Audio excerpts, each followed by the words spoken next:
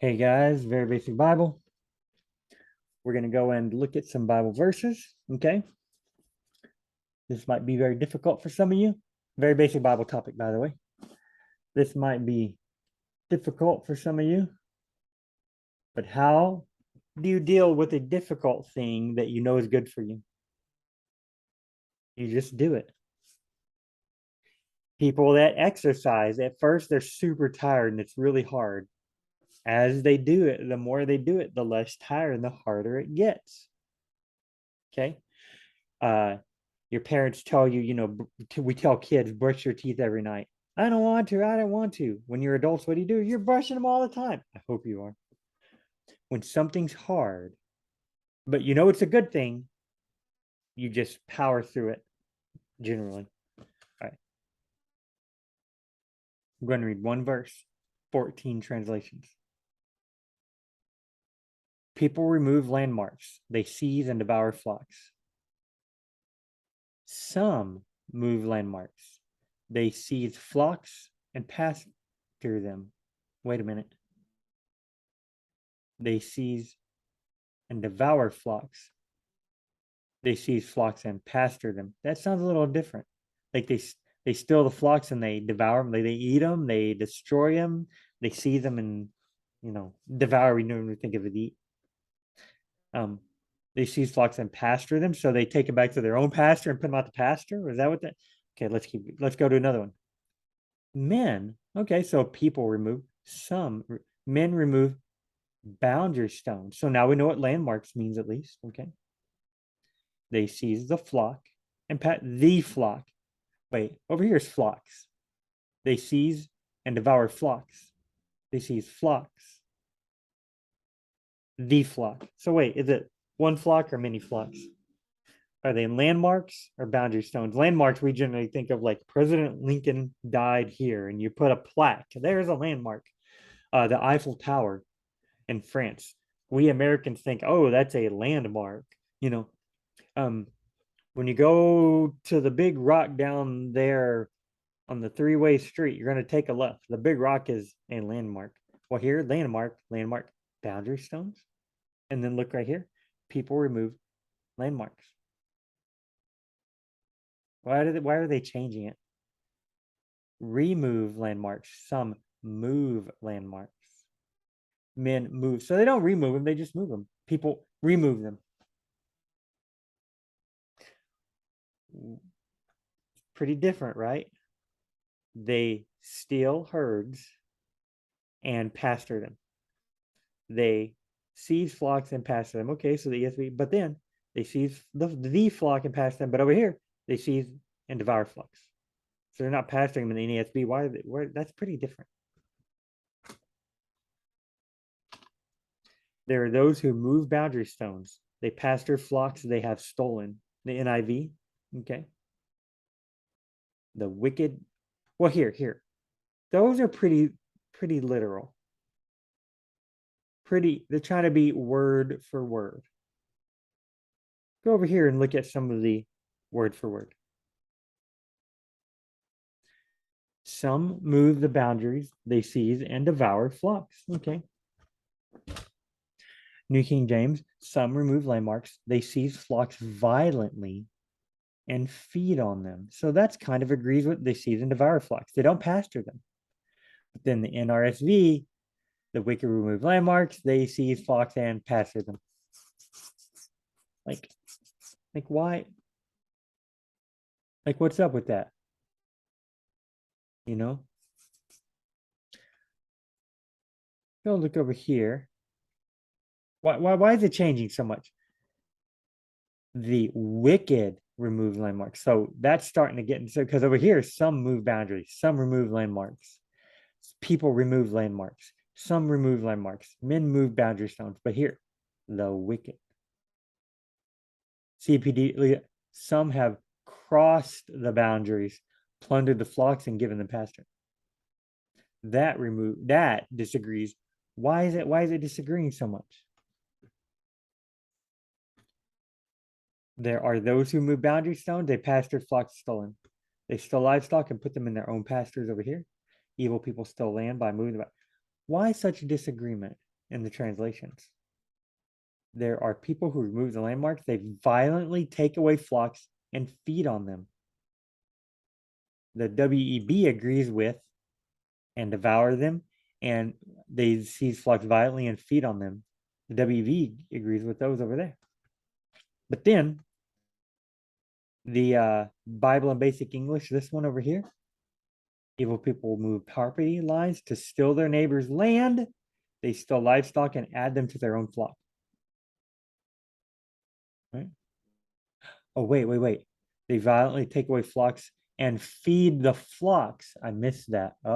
So they're actually kind of agreeing with and pasture them. Okay. Okay, let's look. What is it? Job 24, verse 2. Watch this Bible Gateway.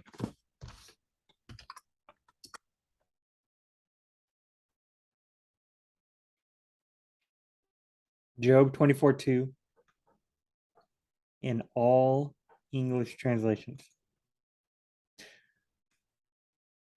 Some remove the landmarks. They violently take away the flocks and feed thereof. Feed thereof. I think it means they eat the flocks. Because you raise them so you can have meat. There are that remove the landmarks. They violently take away flocks and feed them. We're feeding them.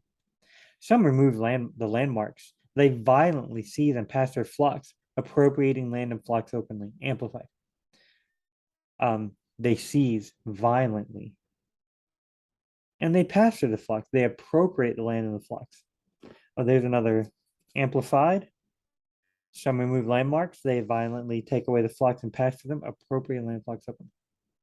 Some remove the landmarks. They violently take away flocks and feed thereof. The wicked displace boundary markers. They steal a flock and provide pasture for it. It seems most of them are agreeing with they steal the flock. They move. They don't remove. Well, this says remove. Remove. Why would you remove it? When you just want to move it so it's your, I guess you remove it and, oh no, there aren't any. This is my land too.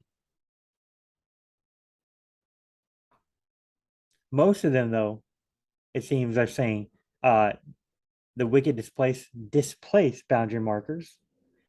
They steal a flock and provide pasture for it. They steal a flock or flocks. Some say flocks. Why one? Why them? And provide pasture for it. That's what it seems. Oh, right here. People move boundary stones, herd flocks they've stolen. Most of them seem to agree with that. Most of them. There are those who remove boundary markers. They carry off flocks and pasture them. Sinners remove boundary markers and take care of sheep they have stolen. Now, these are the older. Darby is older. I know. BRG, I believe that's an older one. ESV is a newer one, though. They seize flocks and pasture them. But it's a newer translation. Good News Version, I believe, is a newer one. The rob flocks and feed thereof. They feed on them. Holman Christian Standard Bible is newer. The wicked displace boundary markers. They steal a flock and provide pasture for it. Okay. KJV is pretty old. They violently take away flocks and feed thereof. What does feed thereof means? You feed the flock, not you feed on the flock. I mean, I guess it could. In a BRE, we already read, people remove landmarks, they still herd and pasture them. But the NASB, they seize and devour flocks. The NASB seems to think they still, they devour them. I guess when they pasture them, they devour them. The NIV from the UK, those that are remove boundary stones, they pasture flocks they have stolen. New King James, New Living Version. Is that what that means? Some take away the landmarks and take fields and animals. That's so easy. They take them. They don't say they take them a path. They just take them. Why? The Young's literal translation, a lot of people use from the 1800s, Young's Literature. The borders they reach, a drove they have taken violently away. Yea, they do evil. That's a literal. Man, the borders they reach, a drove maybe a herd. The borders like landmarks they reach, like they move. And this was in the 1800s, so some words might have been changed, might have had different meanings. The living TLV. Some remove the boundary stones, they stole flocks and passed through them, or whatever that is. Men remove landmarks, they seized flocks and passed through them. RSVCE, RSV. Men remove, they seized flocks and passed through them. Yeah. Orthodox Jewish Bible. Some move the boundary stones, they steal Edar and pass through them. Flocks. Okay, guys. Just so you know, it's going to be common for you to run into different translations, different wording, many reasons why. Scholars might disagree. Well, this is exactly what that means. They're not trying to lie. They're not stupid. They disagree. Just like we have different interpretations of things today. If you got three policemen looking at a scene of the crime, and they might all three say, well, I think it was done this way. Another policeman says maybe, but it is done a little bit differently. The third policeman says it was done, I think, maybe a little differently. Okay. The information is older. The older the information you have, like in Job, the oldest written book in the Bible, written the longest ago. Most scholars think it was written the longest ago. The older something is, generally, the less information you have about it. Job, we have a lot less information about it, probably. Hebrew is also an older language, and it's no longer spoken today. There's modern day Hebrew, but this kind of Hebrew. So it's less known. Scholars are going to study it, come to different conclusions. You also might get, the older something is, the more people, they wrote stuff, but they weren't able to conserve it as well. Other people wrote stuff, but might have written it a little bit differently. So you get conflicting reports as to what was written eventually, because stuff gets old, worn out, and it breaks. You maybe have to kind of make guesses. I got this tablet, but some of the words are gone. Well, I got to kind of, so maybe it means this, maybe it means that. The different translations are trying to, some of them are trying to be exactly word for word. Some of them are trying to be more, you're trying to get across what the author was thinking. You try to get across what the author conveyed rather than the exact words the author might have used. So you're going to get different translations also, and this is the worst. Some might have their, okay, you read the Bible, you read it, and eventually you start getting theology. Starts to come to you. You start to think, oh, I can see certain repetitive things about God. Okay. What some people do is they take certain repetitive things about God, okay, and then they look at the Bible and go, wait a minute, I know it says this, but it really must mean my theology, and they write it down. That doesn't happen as much. People don't usually translate books by their theology, but it could happen. What you want to do is translate the book, then get your theology, of course. Of course, that's the way you want to do it. Many other reasons, that we could say we've got different translations, but the author is trying to get across, the translator is trying to get across something very specific. And to me, one word might mean something very different than that word means to you. A phrase that I use might have different connotations.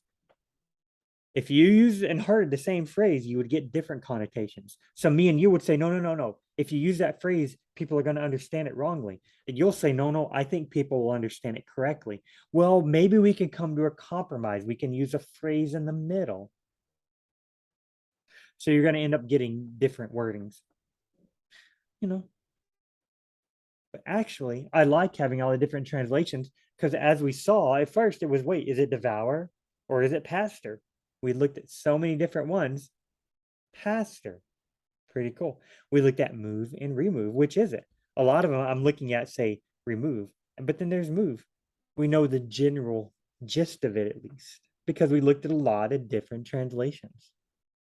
So actually, it does help having a lot of different translations. Like I said, it's very hard at first for some people. The more you do it, the more you get used to it. You get used to seeing different translations and it doesn't bother you. All right, guys. We'll see you on the next very basic Bible.